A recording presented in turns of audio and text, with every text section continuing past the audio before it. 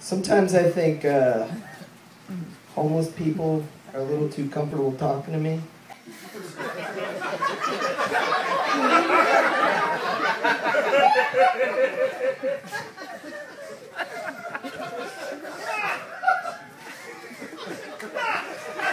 I do this all night.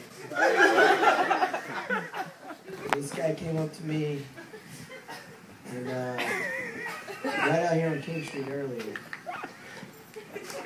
And he was like, "Hi! You missed it, man.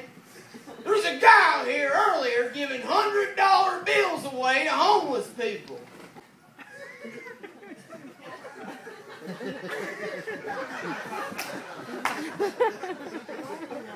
And I was like, "Gee, man, I hate to miss that. I was at home."